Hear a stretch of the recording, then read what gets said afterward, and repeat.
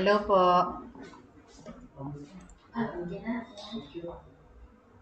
Ay, bakit ako? Good morning. Hello po. Bishop, Ah, pahingi ako ng picture niyong tatlo kasi palitan ko yung may nunan. Mag-edit ako Yung, ah, meron kayong latest. meron yun sa yun sa waterfront. Oh! Okay. Sige, sige. Send ko sa'yo. Sige po. Sige, send ko sa'yo. Thank you. Okay.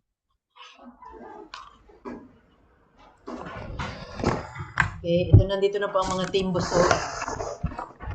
Yan. Ay,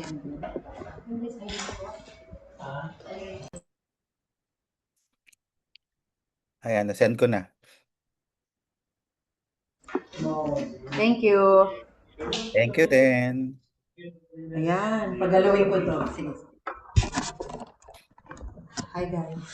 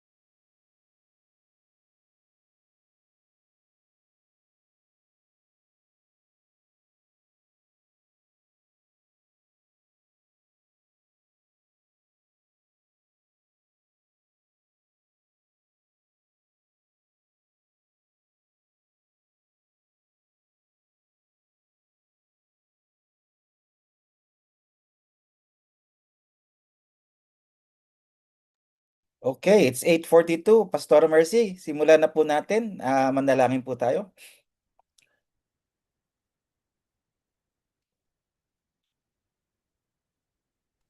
Sige po, tayo po'y manalangin. Heavenly Father, we thank you sa pag-gali mo sa amin sa gabing ito. Salamat po, Panginoon, sa pag-ingat niyo po sa bawat isa sa maghapon, O Diyos. At sa gabing ito, narito po kami, Panginoon, upang uli mag-aral, O Diyos, ng iyong mga salita, Panginoon. Gagamitin po ninyo ang iyong anak na si Bishop Vince. Salamat, O God, sa kapayagan mo kay Bishop Vince. At salamat, Lord, na open ang aming puso, O God, upang maunawaan namin ang message sa gabing ito. Salamat po sa pagpapala mo kay Bishop Vince, wisdom, Lord, and understanding. And sa bawat isa, Panginoon, salamat din po, Lord, sa kaunawaan ni pagkakalumos sa bawat isa sa amin. Salamat, Panginoon. In Jesus' name I pray. Amen and amen. Amen. Okay. Ang lesson natin ngayon, no, review lang to, no? Kasi gusto kong siguraduhin na ito ay talagang alam nyo na. At pag ito ay in-apply nyo, no, ah medyo bihasa na kayo, no? So last time pinag-usapan natin tungkol sa deliverance, tama? No? Naunawaan na ba rin na mga natin na ang tungkol sa deliverance? Anong gagawin? No? Ito ang tanong, ito tanong ko. Is it necessary for a believer, no, to undergo deliverance? Yes or no? Yes po. Bakit? Believer. Bakit? I believer po. Bishop Vince, Believer. believer ba? Believer. Kala ko unbeliever. Believer. Yes po, Kailangan no ba po, Bishop. Si kumbaga believer. katatanggap sa lang sa Panginoon, no? Kailangan ba niyan dumaan ng deliverance? Yes or no? Kasi yung etong ETS, no? Designed to from sa isang bagong mananampalataya. No? Kailangan ba talaga niyang dumaan ng deliverance? Sino makakasagot? Yes, sabi ni Jonalyn. Covenant po natin, Lord, as a covenant natin kay Lord. Deliverance is not a covenant. No? Kung titingnan mo sa Bible, walang ang deliverance hindi po covenant.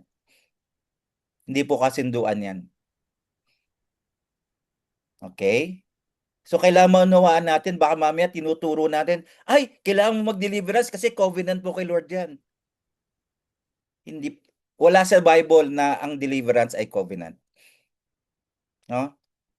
See, as much as possible, I could say, no, let us have I could say strong biblical I could say reference towards what we are teaching. No? Kasi pag hindi tayo nagturo ng ng maayos ng biblically based, no? Wala tayong kinaiba sa sa mga kwentong kutsero. Doon tayo nagiging kulto. Gumagawa tayo ng sarili nating doktrina. Wala naman sa Bible. Yung iba nga nasa Bible na, no? Pero pa rin, baluktot pa rin ang pagkaunawa, no? Covenant, see, deliverance is not a covenant, no? Deliverance is part of, no, the sacrifice of Jesus on the cross. It's not a covenant. Hindi ba, natin yon? Binasa natin yun sa Luke 4. Di ba? Luke 4. Kaya nga ako nag-ano sa inyo pag nagtuturo ako, anong tanong? Walang nagtatanong. Nangnawaan ba? Oo. Tapos pag nagtanong ako, balubaluktot ang sagot. No? So kung tingnan natin yung Luke 4 verse 18, the Spirit of the Lord is upon me, for he has anointed me to bring good news to the poor. He has sent me to proclaim that captives will be released. This is deliverance. That the blind will see, that oppressed will be set free, deliverance, and that the time of the favor of the Lord has come. Diba binanggit natin to nung nagtuturo ako? O nagturo si Pastora Tess?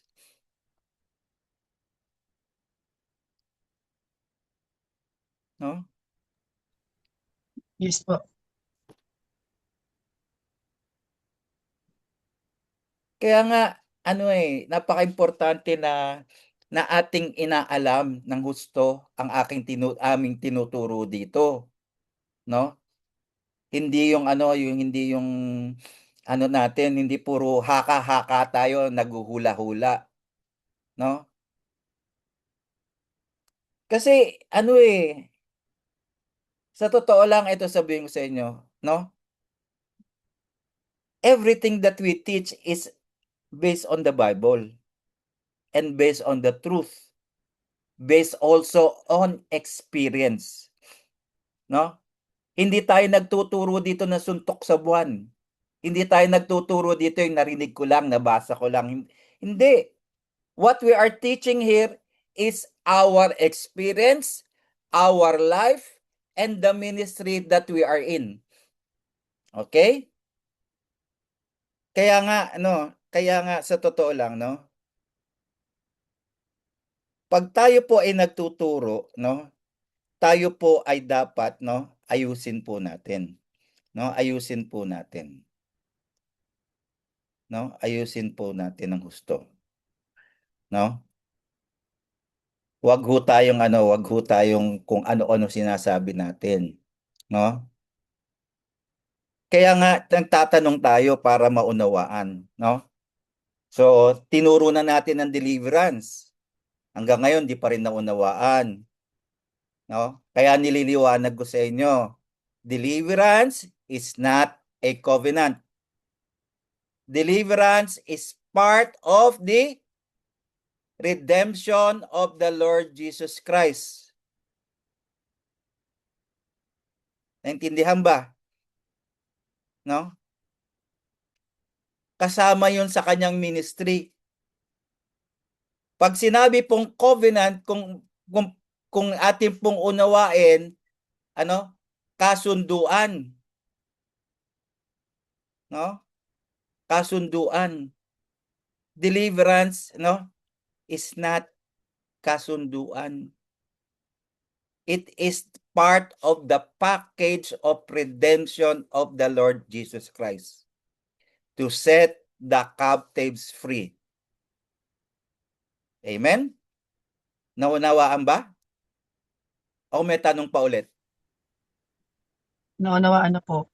Yung iba, may tanong tungkol sa deliverance? Bago ako pumalaot.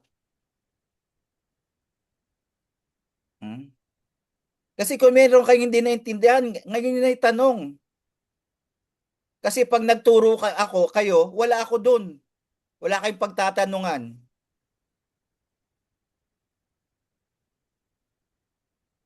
So ngayon pa lang, magtanong na kayo.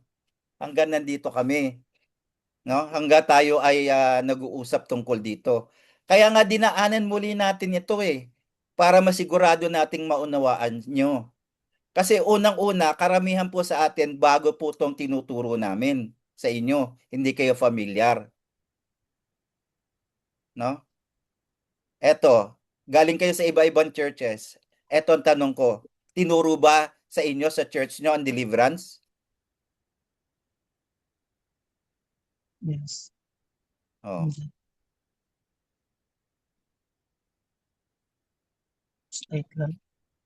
Oh. Sa mission, Bishop, Oh.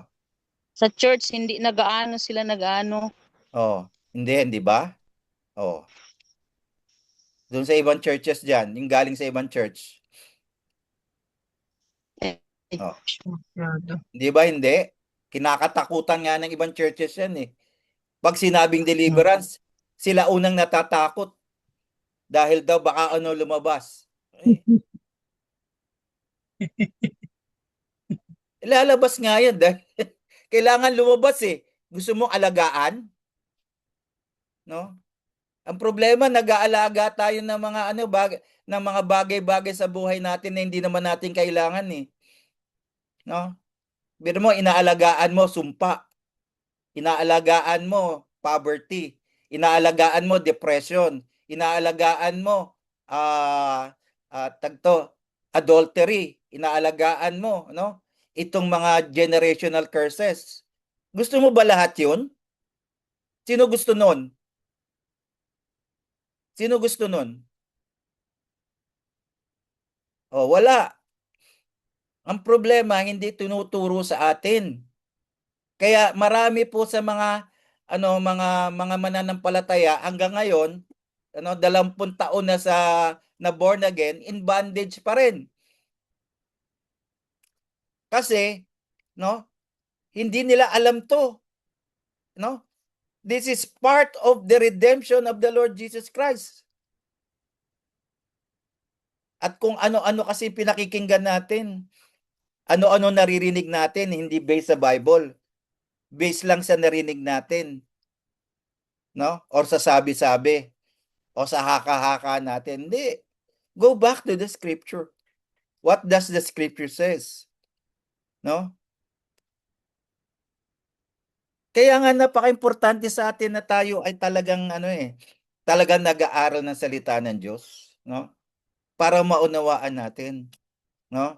At lahat dito sa Bible dapat pinaniniwalaan natin. Hindi tayo namimili lang ng gusto nating paniwalaan. Kaya nga sinulat ang Bible eh. Ang bawat letra niyan, napakahalaga, no? Lahat na nakalagay diyan, no? Makakatulong sa atin upang tayo ay lumaya. Lumaya sa kasalanan. Lumaya sa pagkagapos ni Satanas, no? See, remember, eto sabihin sa inyo, the word of God is law. Dapat eksakto, no? Hindi pwede tayo ritong nanguhula. The law is exact, no? Kaya nga the Bible says, look at the perfect law of God. No? Perfect yan. Perfect yan. Kaya nga pag tinignan mo, lahat ng, ano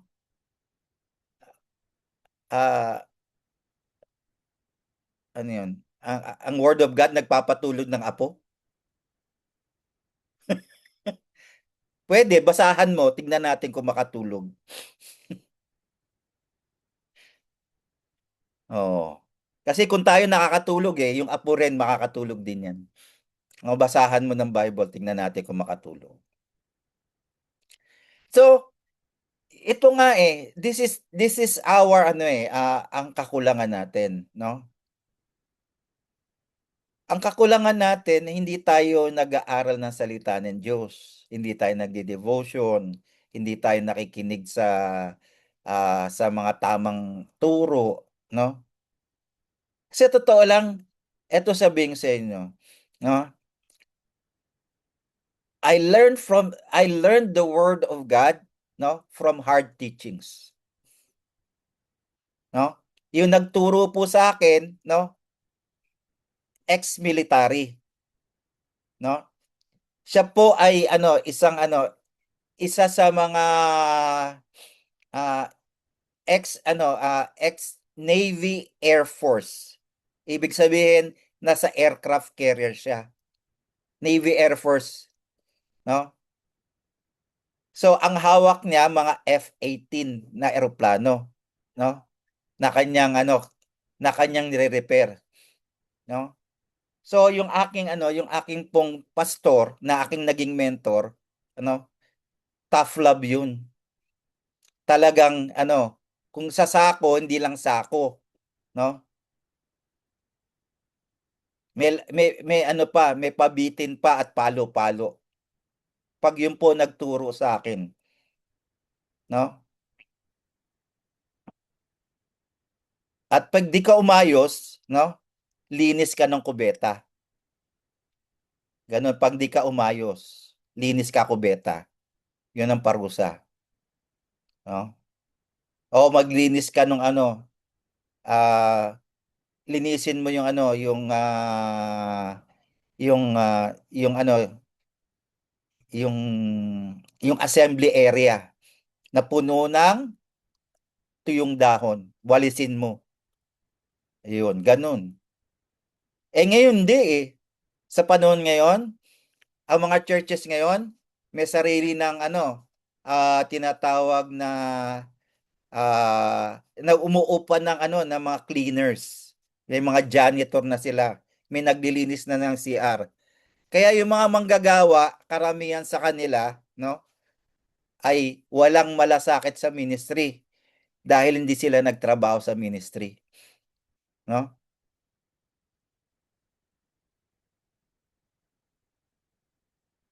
Hindi nakapaglinis ng kubeta, hindi nakapaglinis ng church, no? Hindi naglalampaso ng church, no? Ako naranasan ko yan maglampaso sa church, maglinis ng ano, ng assembly area ng church, maglinis ng kubeta. Kung inikwento ko sa TSNC, grabe 'yun, no? Grabe 'yun pag nag-inspeksyon ng linis kubeta, tinitignan talaga kung talagang malinis, no? Ipapadukot sa iyo hindi dapat dukutin. Palilinis sa iyo hindi dapat linisin, no? Ganun ang military. Malinis nga. May gloves ka naman, di naman pwedeng walang gloves, no? May gloves 'yun, syempre, no? Yun nga lang, pagkatapos mong gamitin yung gloves, itapon mo na, no? Kasi kung pasensya na, kasi kung ano-anong didikit, ganun yun.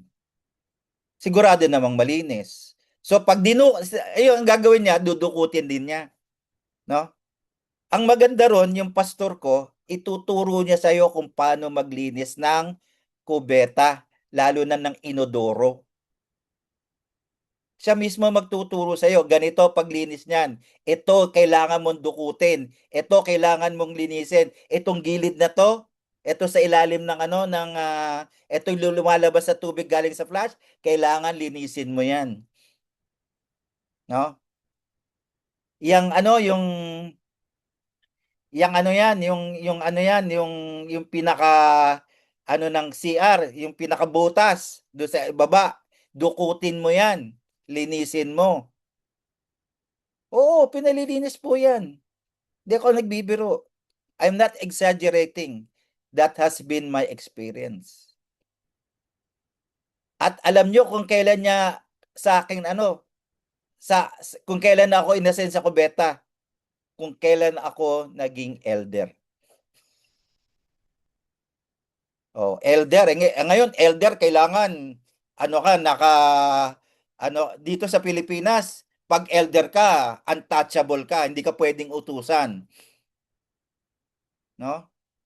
Sa amin, ang elder ay talaga naman, utusan ka. Linis kubeta, linis na ng inodoro, maglampaso ka, magwalis ka ng assembly area. Ganon. Kaya yung mga elder dito mayayabang eh. Hindi marunong maglingkod, gusto silang paglingkuran. No? Kaya ang mga elder sa amin, walang mayabang. Walang gustong pumosisyon. Kasi alam nila, habang umaangat, kailangan bumababa, nagpapakumbaba ka. No? At hindi lang yun. No? Yung pastor ko, itetest talaga kung alam mo ang salita ng Diyos. Eto gagawin niya sa'yo. No? Hindi siya pupunta ng church. Hindi siya dadalo. Tatawagan lang yung sekretary niya. Sabihin mo, "Oy, mag-preach sa ano si Vince." Sasabihin sa akin ng sekretarya, "Oy, mag-preach ka daw." Ako, hindi ako ready. Sabihin, "Oy, hindi daw siya ready." Tapos kakausapin ako. Nagdi-devotion ka ba? Oo. O, anong sinasabi mong di ready? Di gamitin mo yung devotion mo sa preaching mo today. Ganon. Ganon ang pastor ko. No? Kaya nga lagi kaming ready. Nagdi-devotion kami. Lagi. No? That's how he checks pag nagdi-devotion ka. Eto naman, pag nahuli ka niya na hindi ka nagdi-devotion, kailanman hindi ka makakatungtong ng pulpito. Ganun yun. Minsan may nahuli yan. No? Nakikiusap na mag-preach, hindi niya pinagpi-preach. No? Kasi yung pastor ko minsan lang nadadala yun. Huwag mo nang ulitin. Yun ang pagkakilala ko sa kanya. Hindi ka nabibigyan ng second chance. There is no second chance with him. Once he caught you, that's it. That's the military, sabi nga niya, I am using the military system in our ministry in order for people to be disciplined. Because people today doesn't know how discipline is. No, Black American yun. No? Kaya nga hindi ka pwedeng ano ron, hindi laging handa. Kailangan Boy Scout ka. No? Hindi ko pa talagang ini-implement dito yun. Sa ibang ministry, in-implement ko na yan. No? Nung ako'y nagpastor sa Qatar, sa Dubai, in-implement ko yan. No? Sa FCC, in-implement ko na. In-implement ko yan. No? Pero dito hindi pa. Mangyayari yan one day. Bantay lang kayo. Okay? So, eto tanong ko, no? Kung ang believer, ang bagong believer kailangan ng deliverance, ito ba ay pinipilit? Hindi po. Hindi. Bakit hindi? Kasi pastor, ay, kung pilitin mo sila, baka sa'yo pumunta yun na sa kanila. Ano? Baka? Hindi po talaga pastor pwede pilitin. Oo. Kapag Pwedeng, ayaw nila, hindi po talaga pilitin. ang importante, malaman, may turo at matuto. Yes No? po. Kasi, eto, sasabihin ko sa inyo, no? Kaya ako nililiwanag ito, kasi, next week, ituturo sa inyong water baptism at Holy Spirit baptism. No? So, ito ang mga tanong, no? Kailangan ba ng deliverance bago mag-water baptism? Yes or no? Oh. Kailangan ba ng water baptism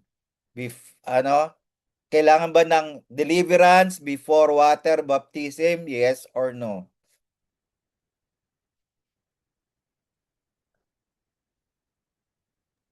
Pastor, yung na-experience ko kasi, baptism muna bago deliverance. Yung na-experience ko po, Baptism muna bago deliverance. Pwede. yung na-experience ko. Pwede Opo. naman. Wala namang problema yun. No? See, eto sasabihin ko, no?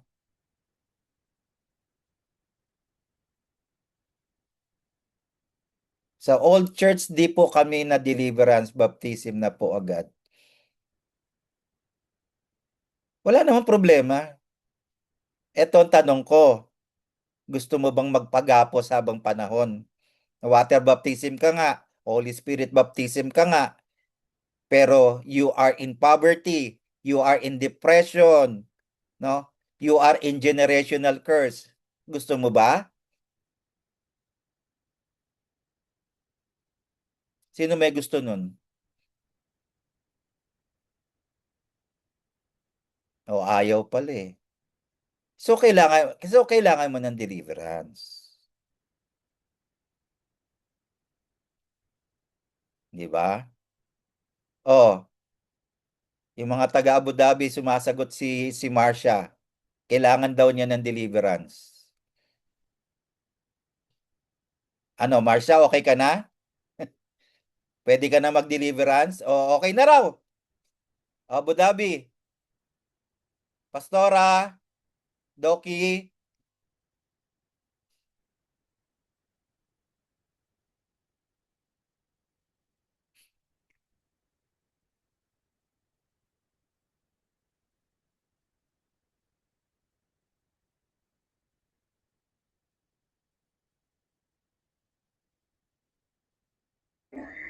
Ay, hello po, Bishop. Oh, okay na raw si Marcia sa deliverance.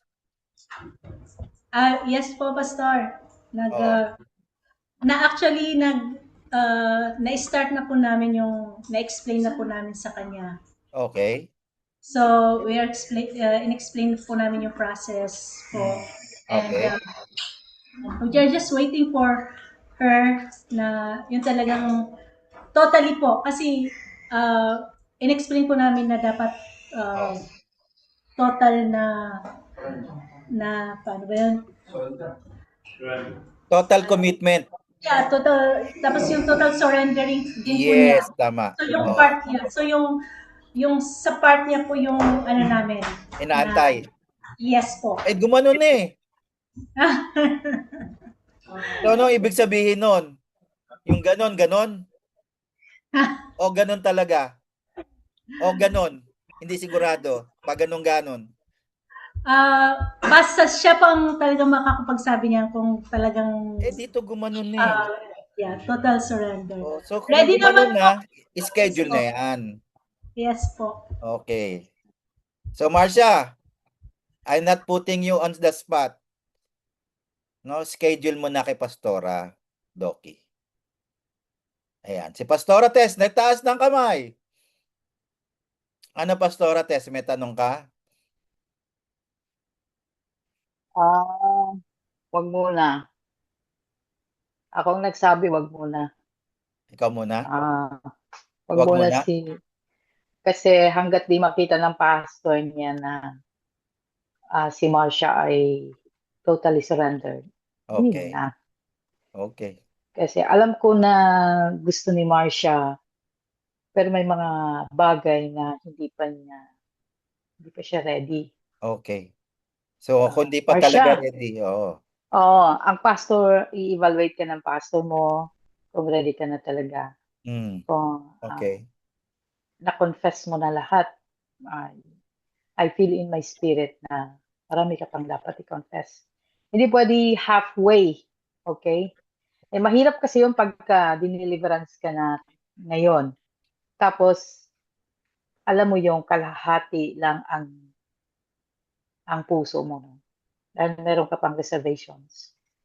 So, kapag ganun kasi, mas mahihirapan ka. Parang Maganda ano yung lang yun eh. Para lang kay Pastora Miriam yan eh. mas mahirapan. Hirap na hirap i-deliverance. Correct. Hindi yung, ngayon, nararamdaman mo yon, maganda yan, nararamdaman mo na kailangan mo. So, ang gagawin mo dyan ay keep praying na the Lord will be the one to tell you na ito na ang deliverance mo. Kasi maraming gustong ma-born again at yung born again nila ay pagtanggap nila, mainit sila, pero dahil hindi nila kayang lumakad sa kautusan ng Diyos, halfway din yung confession nila. So, ano nangyari sa kanila? Hindi sila nagtuloy na born again. Akala lang nila born again sila. Pero sa totoo lang, hindi sila consistent sa pagbabago. Hindi sila consistent sa pag-surrender. Hindi sila consistent sa kanilang pagkauhaw sa Panginoon. Kailangan maging consistent para tuloy maganda ang resulta. Ayan. No? Kasi kung ngayon, gagawin natin yan at ang consistency mo ay malayo pa, mahihirapan ka lang, lalo kang paglalaruan. Kaya, ang pwede lang water baptism at Holy Spirit baptism. Yes. Malay mo, sa baptism of the Holy Spirit, ma-deliverance ka. No? It's really up to God. Yes. Wala tayong dyan. Si Jesus naman ang nagde-deliverance, hindi naman yung tao. Yeah. Hindi tao ang nagde-deliverance. Mm, Kaya nga kailangan maging uhaw. Ako nagsabi kay Pastor Doki na okay. kailangan total. Ayan. Maliwanag Okay. yan. Ha? So, yung i-deliverance po natin, no? Kumbaga, we have to have a solid commitment to be delivered, no? Kaya na lang i-confess lahat, walang matitira. Kasi maglilinis ka ng bahay, pwede ka ba maglinis ng bahay kalahati lang? Oh. Kanina, hindi na pa nag-uusapan natin yung paglilinis ng kubeta. Subukan ko linisin yung kubeta kalahati lang. Di nagalit sa akin si pastor. No, pauulit sa akin yun. Buo. Yung nilinis na, lilinisin pa rin. Pati yung hindi linis. No? So, eto maliwanag na rule yan no? Don't conduct deliverance if the person to be delivered is not committed to surrender 100%. Make that a rule. Pwede nang pwede nang mag-water baptism, pwede mag-Holy Spirit baptism, deliverance, no? If the person is not ready to commit, to surrender 100%, don't do it. Okay? Maliwanag ba yung ating rule? Okay.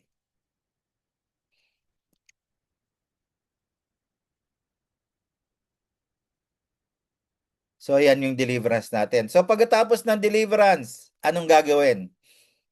Halimbawa, na-deliverance na, nag-commit na. Deliverance, no? So, anong gagawin? No? Meron tayong life after deliverance, tinuro ko na yan. Di ba? Ulitin natin. No? Life after deliverance, galing sa Galatians 5:1, no? Sabi rito, at last we have freedom, for Christ has set us free. We must always cherish this truth and firmly refuse to go back into the bondage of our past, no?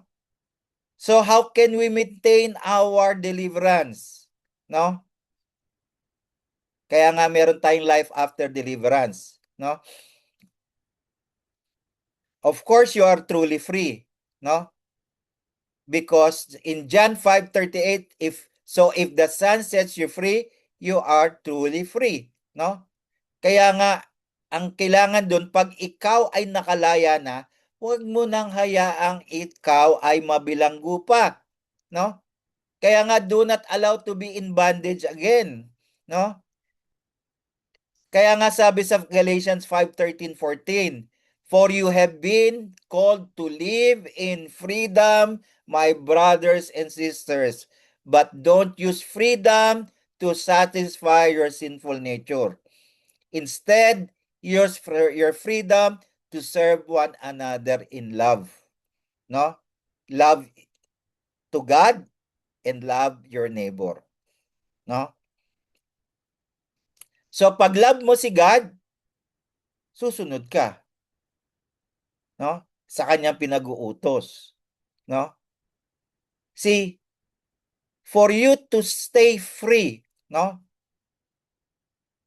You have to walk in love. No? Walk in love to God, no? And to your neighbors. Love like Jesus. Then again, allow the Holy Spirit to work in our lives, no? Hayaan mo ang Holy Spirit, no? Kaya kang nagbaptism of the Holy Spirit, you allow the Holy Spirit to work in your life that you will be continually free, no? From the bondage of sin, no? Sa buhay natin. Kaya nga sabi sa Galatians 5:16-17, so I say, let the Holy Spirit guide your lives, then you won't be doing what your sinful nature craves. The sinful nature wants to do evil, which is just the opposite of what the Spirit wants. And the Spirit gives us desires that are the opposite of what the sinful nature desires. So, just allow the Holy Spirit to work in your life. No? How the Holy Spirit will work in your life? No? Kaya nga, sabi rito, do not allow yourself be empty of the presence of God. No? May 3 P's of discipline: precept, pray, and praise. No? Yan, ang tatlo na yan ang dapat mong tatandaan.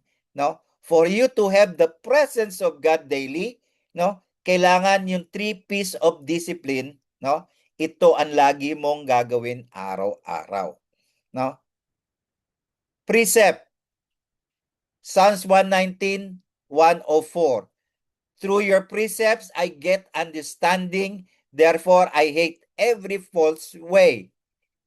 Verse 105, your word is lamp to my feet and light to my path. No? Pag sinabi pong precepts, that is the scripture, the word of God. No? Pag sinabing precepts, no? So, the word of God should be the standard of our life. Yan po dapat ang naggagabay sa atin araw-araw, no? Tapos, pagkatapos mong gabayan ng salita ng Diyos, no? Apply din, no? Kaya nga maganda yung structure natin ng ng ating soap no? Ng ating devotion soap. Scripture, observation, application, prayer. Kaya nga, no? Sa ating devotion, hindi ka mawawalan ng prayer according to your devotion, no? So pinagpe-pray mo kung ano sinasabi sa iyo ng ating Panginoon. Kaya nga maganda yung ating structure na soap, no? Kaya nga sabi sa Philippians 4:6-7, be anxious for nothing, but in everything by prayer and supplication with thanksgiving, let your requests be made known to God, and the peace of God, which surpasses all understanding, will guard your hearts and minds through Christ Jesus. No? Kaya tayo laging, ito sabihin sa inyo, lagi kang merong takot, pag-aagam-agam, insecurity. Anong kulang? Word of God and prayer. Ito, maliwanag. Philippians 4:6-7.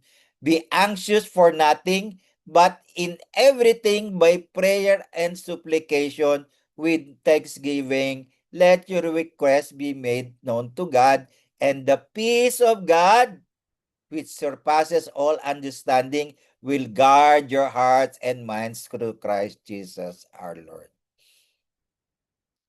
So prayer guards the heart.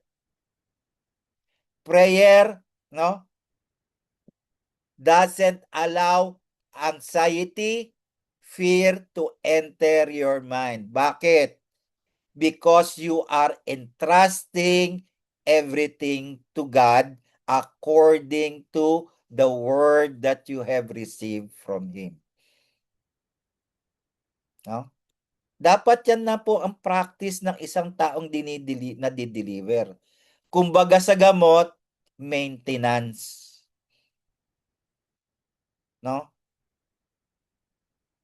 Pag na-deliverance, kailangan ng maintenance. Kasi yung iba, mayroong nasabi, deliverance na yun, bakit ganun? No? Bakit ganun nangyari doon? Di ba dapat naayos na siya? Kasi walang life after deliverance, walang maintenance. No? Maliwanag yan. No? Kaya nga, precept, pray, then praise. No? You draw the presence of God, no? In your life. Sabi rito sa Psalms 22:3 sa Amplified, but you are holy, all you dwell in the holy place where the praises of Israel are offered. No? God dwells in the praises of his people. He dwells in our praises. God is enthroned in the praises. No? So kailangan tayo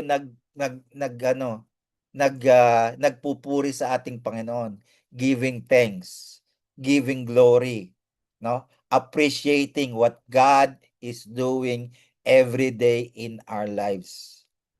That draws the presence in our life. No? How to draw the presence of God? When you think about God daily. When the word of God is always in your mind. When prayer is always being practiced, no? Pakinggan niyo yung yung ating mga songs, no? Pag pinakinggan mo yung mga awitin natin, hindi lang awitin ng ng TSMD, no? Hindi lang yung mga komposisyon, mga worship songs, yung mga hymns, no? Ito ay nagpapaulit-ulit sa iyong isipan, no? At pag nagpaulit-ulit tong awitin na to, no? It gives you what? Peace. It gives you joy. You experience the presence of God, no? In your life. No? Kaysa kung ano-ano pinakikinggan natin na awitin, na lang, mga awiting sa Panginoon ang ating dapat pakinggan. It liberates us. No? It gives us peace in our hearts. No? So, do that practice. Yan ang maintenance, no? Kaya nga why this discipline is essential, no? Tingnan mo Kaya nga kailangan ng maintenance, Matthew 12:43-45. When an unclean spirit goes out of a man, he goes through dry places, seeking rest, and finds none. Then he says, I will return to my house from which I came, and when he comes, he finds it empty, swept, and put in order. Then he goes and takes with him 7 other spirits more wicked than himself, and they enter and dwell there. The last state of that man is worse than the first. So shall we also with this wicked generation. No? Kaya kailangan ng maintenance. Hindi puro deliverance. Kailangan din ng maintenance. In order for you to maintain your freedom. No? Guard your hearts and minds in Christ Jesus our Lord. Kaya nga, do not allow it to come back and your life will be worse. No? Once you are free, stay free. No? Whom the Son sets free is free indeed. Yes, you are free. But it doesn't mean, no, you will allow, no, the bondages to come. Tayo po ang merong kakayahan upang yun po ay hindi na makapasok ulit. No, narinig niyo sa amin to. What you allow, you cannot control. So don't allow. Binibigyan na kayo ng pang-maintenance. No? Repentance from dead works delivers us daily. Repentance from dead works delivers us daily. So talikuran na lahat ang mga kasalanan. Talikuran na lahat ang tradisyon, ang religion, no? You have to turn around and walk in the righteousness of God. No? Makukuha mo yan sa precepts, sa pray, at sa praise. No? Matthew 6:13, And do not lead us into temptation, but deliver us from the evil one. That's the one that Jesus will do for you. Kaya nga ang prayer natin, no? That we are not led into the temptation, but God will always deliver us, save us from the evil one. Amen. Hebrews 6:1. So let us not going over the basic teachings about Christ again and again.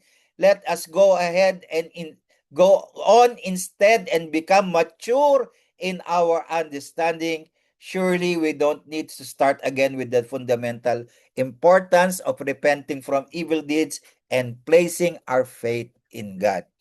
No? So, ibig sabihin, magpakalalim tayo sa salita ng Diyos at hindi lang sa kaalaman, kundi isabuhay ito. Alam mo ba, you mature when you apply God's word. It's not about you have attended all conferences, all teachings, all services, all Bible study. No? It is by applying God's word in your life that makes you mature. No? It makes you to repent, no, from dead works. Amen. Again, review and continue to apply Life Track 101. Yan po ang ating pang-maintenance. Amen. Hallelujah. Any question? May question? Ano ang lahat? Dali na, mag-question na kayo. Mag-comment na rin kayo kung gusto nyo.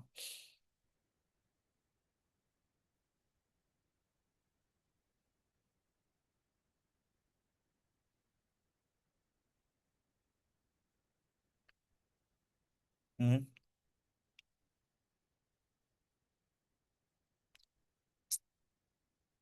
Maliwanag ba? Yes or no? Yes po. Oh, yes. Ayan. Bishop, Yes po. wala ang starting po sa edad ng deliverance po. Starting ng edad? Wala po edad po sa ano. Actually, sa totoo lang, kung titignan natin ang ang Bible, no? Deliverance, it starts with yung batang yung nakakaunawa na, no? Sabihin na natin sa I could say Pastora Tess, gusto ko Pastora Tess. Hello. Pastora Tess, where are you? Yes. Can I help you? Para gusto ko isa lang yung ating yung tinatawag na direction dito. Mm. Ang tanong ni Pastora, what age, no, ang isang tao ay pwedeng i-deliverance? Okay. So, syempre hindi ka naman pwede mag-deliverance ng baby. Oo naman. Oo, no, Hindi hindi naman ba pwede pwede? mag-confess yun. Oo, di ba naman mag-confess yun. So, from zero to, Mamaya, baby, matakot ka, deliverance mo, biglang wow! ano yan, from zero Tiyanak ang tawag dun. 0 to 7, parents yan. Oh, Parents, cargo ng parents yan. oh. No? Naalala niyo yung scripture ng blind from birth? Ininterrogate siya ng Pariseo. Paano siya nagkaroon ng paningin, di ba? Oh. At sabi nga ng magulang niya, interrogate ang magulang niya, sabi ng magulang nila, pwede mo na siyang kausapin kasi he's of age. So pag sinabing of age, pagdating sa ano sa Middle Eastern culture, Ah, what is of age? okay. Tingnan mo ha. The one who is of age, legal age. Oo. No? Kung masasabi natin on his own, Oo. makakasagot na siya on his own. Oo. That's one thing. Well, hindi ko pa sinasagot yung tanong ha. Oo. Sinasabi ko lang muna ito scenario. So, yung legal age ay, halimbawa, kung isang tao ay 18 years old, Oo. no? Nag-decide siya, gusto ko magpa-deliverance. Oo. Pwede, kasi 18 na siya, di ba? Legal na Yes. siya. Of age na siya. Hmm. Pero kapag ang bata, pag batang-bata, underage siya, parent yon, naalala niyo yung mayroong epilepsy. Yes. Sino ba ang lumapit? Si Si tatay. bata o si tatay? Si Si tatay, di ba? tatay. Oh, tinanong ni Jesus, hindi naman yung bata. Oh. Ang tinanong niya, si tatay. Oo. Kasi under pa ng care ng tatay. Yes. Responsibilidad pa ng tatay. Mhm. So, what are we saying? Anong age na pwedeng magpa-deliver ang tao? Any age. Pero, pag under age, magulang ang managot. May consent Magulang ang, may parent consent kailangan. hindi lamang parent consent, si magulang ang magdadala. Okay. Si magulang ang mag-bit-bit.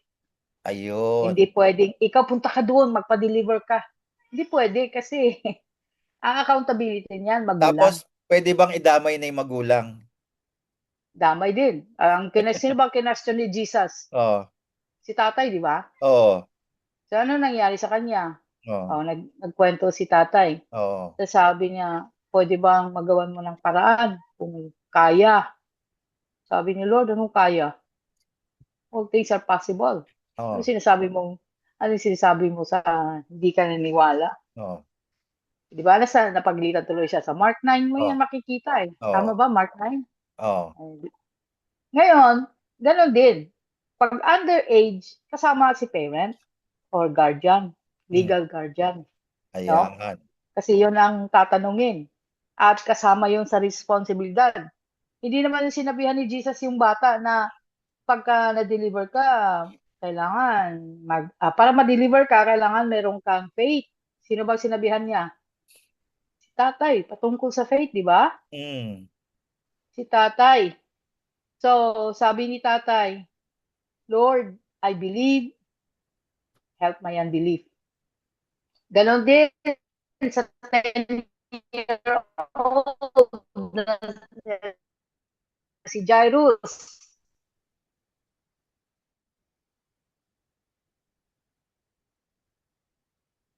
Lord, yung namatay, yun naman, magulang yan kasi underage. Basta Besides, underage, sabi kasama na, kailangan kasama magulang. kasama magulang.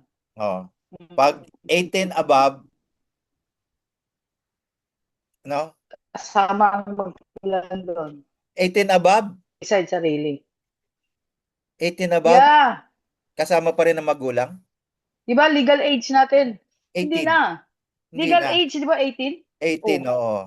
Hindi na. Pag legal age, makapag-decide siya ng sarili niya. Ayun. Okay. So, maliwanag yan, no? Minors, kailangan kasama magulang. Idamay niyo na yung magulang. Kasi magulang sila. Oh. Tapos, 18 above, ay pwede na silang magdesisyon sa buhay nila. Na ako magpapadeliver. Bishop, wag na sabihin na magpaalam muna ako sa magulang ko o sa misis ko magpa-deliverance. Magpapaalam kay Mrs., hindi biblical yun. Oh.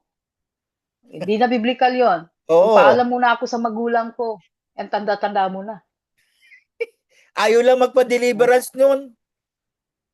Kaya nga, yun ang rule Gumawa lang natin. ng dahilan. Biblical din ang rule. Oo. Yes. Okay, yun lang po. Biro mo 50 anyos ka na, Pa ba? sabihin mo, papaalam ako sa magulang ko, bago ako magpa-deliverance. Nakakaya naman sa akin 'yun. Oh, nakakaya sa akin. May paalam daw kay pastor bago mag-deliverance. Hindi papayag si pastor. Alam mo bakit? Bakit? Mawawalan siya ng LG.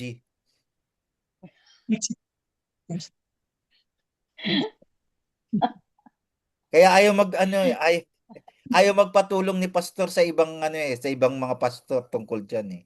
Dahil mababawasan ang LG niya. At hindi Ayun. 'yon. Pag nabuksan ang isipan niyan, baka lumipat ng church. Nawalan na siya Nakaloy. ng mababawasan ng Ay, kanyang koleksyon. Ayan. ayan. Okay, Pastor, maliwanag na yun. yes po. Ano? May tanong ka Paano ba, po, Pastora? yes po. Paano po yung, halimbawa, pastor na tapos kailangan siya i-deliverance tapos hindi mag-deliverance? Hindi pwede gamitin sa ministry? Yes, huwag gamitin sa ministry. Okay po. Paano siya Eto, naging pastor na walang deliverance? Eto ang tanong. Paano palalayain kung ikay bilanggo din? Oh, correct. Yes. Oo nga. Okay na po. Eto, sasabihin ko Ilalagay sa ko iyo, lang po, pastor. yung mga tumatakas sa bilanggo, hinuhuli yun. Pag nahuli yun, nadadagdagan ang sentensya. Oh, maraming pastor ganyan, no? Hindi ang ginagawa nila, tumatakas sila sa bilangguan. Tapos nahuhuli. Kaya ano nangyayari, no? Nasesentensyahan, lalong humahaba ang sentensya. Tama ba? Hindi ba?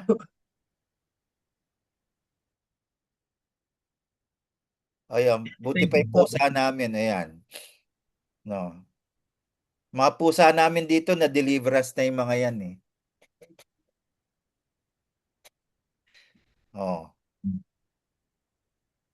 Kaya nga tingnan mo tayo sa life change, no? Lahat ng ating pastor dumadaan ng deliverance, walang hindi. No?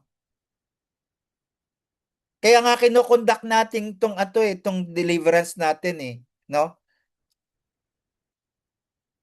Hindi ba nag-ano tayo nung bago tayo mag-review, hindi ba nag-deliverance tayo? So lahat dumaan ng deliverance, walang hindi, no?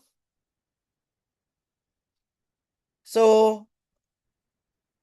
kaya nga nandito ba si Mildred? Mildred? Mildred? Yuhu! Pastor, opo. Ayan. Kaya nga yan si Pastora Fe, i-briefing mo na yan. Opo, Para Pastor. pagdating sa September, hindi siya magulantang. Alam niya na po, Pastor, kasi nag-share ng si Jen po ng yung tinuro niyo po, yung deliverance po. Oh, wow. Good, good, good, good, good. Kaya po, Pastor. No, tingnan mo. Praise God Ganyan po. pag ina-apply nyo ang ATS, informed ang tao. No? Pag informed ang tao, madaling mag-submit, madaling mag-undergo ng deliverance. Kasi Okay. informed. Alam nila na ito ay mahalaga sa buhay nila. No? See, the thing is, no, we are not forcing people to go through deliverance. We are informing them. If they desire to be delivered, to be set free, no, from their bondages, then we will conduct deliverance, no? Kung hindi naman, let them undergo water baptism and Holy Spirit baptism, no? Siguro sa pamagitan nung gawain 'yon, no? Nung gawain na 'yon, no? Doon nila marirealize na kailangan pala nila ng deliverance. May mga ganun, no? You can conduct deliverance before and after water baptism and Holy Spirit baptism. Agree ka ba ron, Pastora? Pastora Tess, agree ka ba ron? Oh, okay daw. Okay na. So, kaya nga natin nilalagay sa sistema to para maunawaan ng tao na kailangan nila, no? Kung hindi naman sila willing, huwag pilitin, no? Ituro agad ang water baptism at Holy Spirit baptism, no? Kung saan next week yan po ang pag-aaralan natin. Amen? At ang magtuturo niyan si Pastora Tess. Oo, parang nagulat ka. Nakalimutan mo.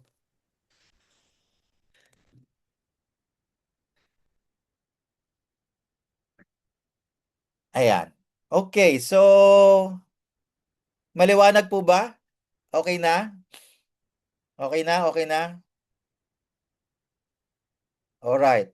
Kung maliwanag, maganda, Mildred, maganda yan at ginagamit nyo ng ETS, ginagamit nyo na yung sistema natin. Ano?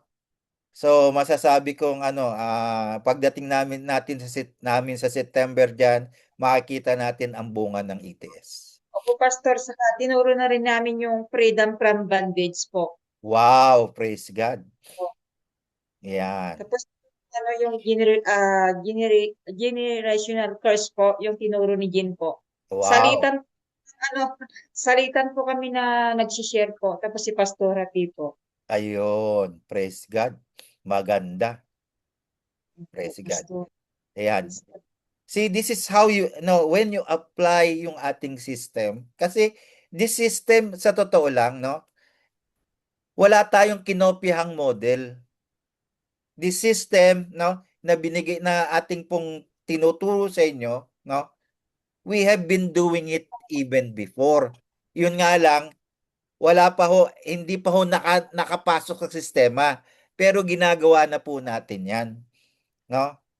Wala pa talaga sa sistema. Ngayon, nakapasok na sa sistema, kaya nga madali nang sundan kasi meron tayong sistema from the day that the person has been shared the gospel, no, discipled how to be a Christian, and now, no, nandun na siya sa transformation ng buhay niya, no? Going through deliverance, going through water baptism, Holy Spirit baptism.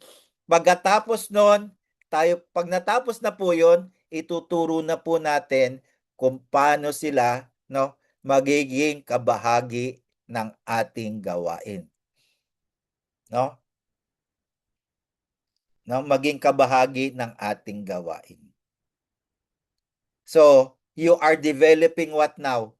Workers sa church nyo, sa ministry nyo, sa small group nyo. Yun po ang mga stages natin. At pag sila po, no, ay nakasama na natin sa gawain, then we will train them to lead their own small group or life group. Yun po itatawag natin sa ating mga Bible study group, life groups. No? Tuturo ko po yan. And the people that will lead life group are called life coaches. Life coach. Ayan. So lahat po ni life kasi life change. Amen? Ang pinag-usapan po natin dito, buhay ng tao. No? Pinag-usapan natin ang pagbabago ng buhay ng tao. So, I pray, no, na apply nyo po, no, itong sistema po natin, no? Sapagkat ito po yung revelation na ibinigay po sa atin ng ating Panginoon sa mga nakaraang mga ministeryo po natin, no? We have been doing this ministry for for a long time, and God has given us the opportunity to put it in a system. Na kayo naman ay para makasunod dito at may pagpatuloy nyo yung aming ginagawa. Oh, ang tanong ba, mahirap ba ito? Walang gustong sumagot.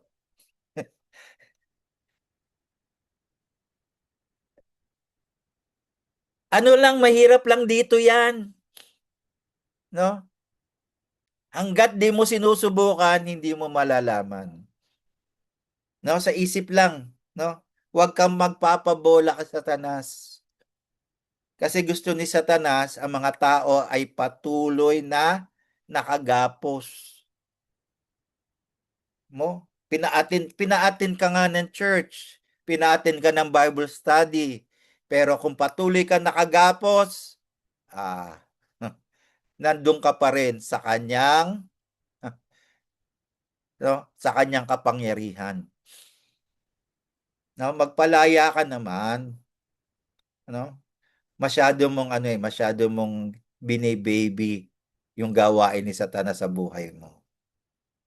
No? Lumaya ka na. At magpalaya ka rin. No? At yung sabi ni Pastor Mercy, pag ang pastor ayaw magpa-deliverance, no? Isa lang yan. No? Either lumayas ang demonyo o lumayas yung pastor.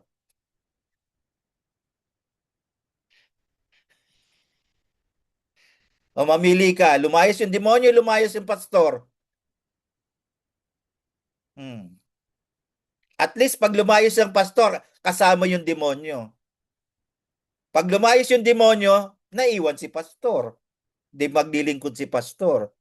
O pag lumayas si pastor, kasama yung demonyo. Di dalawa sila magsama. Di ba? Magandang tanong ni Pastora Mercy yun eh.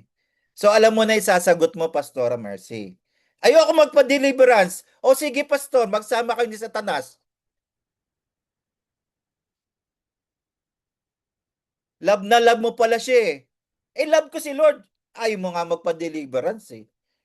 Paano mo sinasabing love mo si Lord? Ayaw mo magpalaya, ayaw mong lumaya.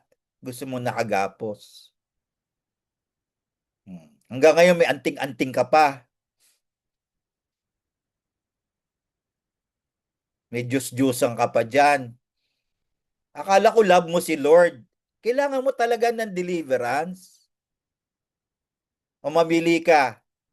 Si Satanas ang lumayas o ikaw ang lumayas na magkasama kayo. Ayan. Yan ang mga sagot, Pastora Mercy. No? Kaya kailangan minsan labas ang tapang ng mga Bisaya. Ilabas si Gabriela Silang. Kailangan Ilabas ng ang dugo barakong ni kape. Dagoy. Kailangan ng barakong kape. Oo.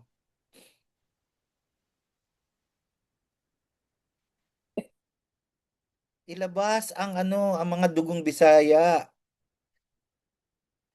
No?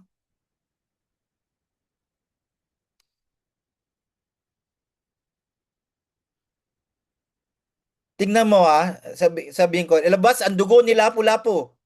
Nakapalagpas si sa Magellan? Di ba hindi? No. Di ba hindi? O, namatay si Magellan. Kanino? Kay Lapu-Lapu. Ano si Lapu-Lapu? Bisaya.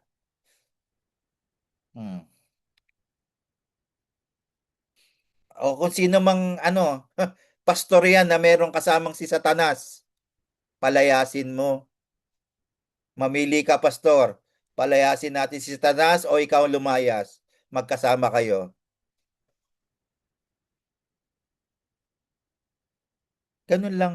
You can you can speak, you can tell it softly. Softly with respect. Pastor, alam kong kagalang-galang ka. Pero ito mamili ka. No? Palayasin natin si Satanas sa buhay mo o kayong magsama ni Satanas dahil pareho kayong palalayasin. Ganun lang yun. Kaya ang sasabihin mo, I cast you out! Pastor, I cast you out! Magkasama sila ni Satanas eh. Hindi na si Satanas ay kakas mo out. Si pastor na. Bakit? Magkasama sila ni Satanas eh. Lumayas ka! Lumayas ka sa harapan ko! Ganon. Ilabas mo ang dugong lapu-lapu, dugong daguhoy, Gabriela Silang. Yan. Ilabas mo yan. No? Huwag nang pabebe. Kasi sisipa-sipain ka lang ni Satanas. Kausapin ko po, Pastor. Ako sabi, parang kilala ko yan.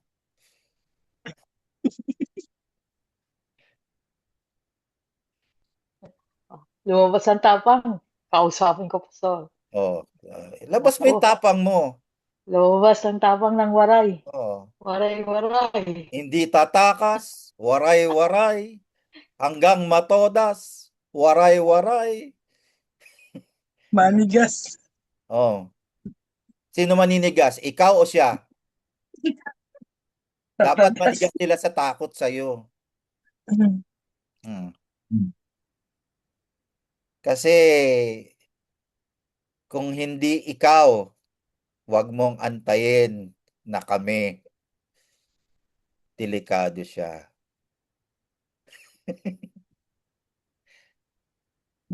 No? Padaanin mo na kay Pastora, wag mong paladaanin sa akin. Dahil parang inararong yan, pison. Mapipit-pit ng gusto yan. Pag sa akin mo binigay.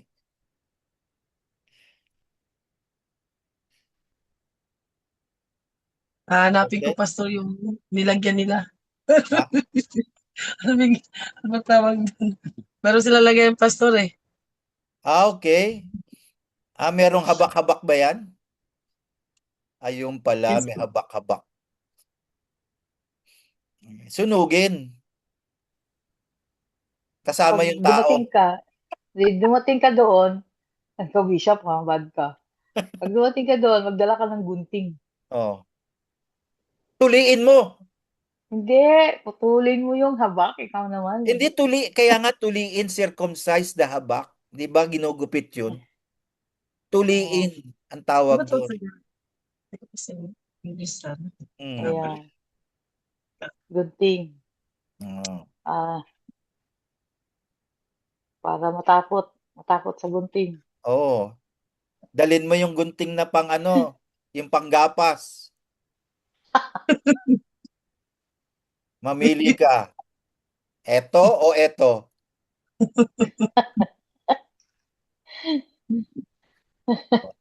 Ano, ano ba yan? Ayan. Anyhow, sige.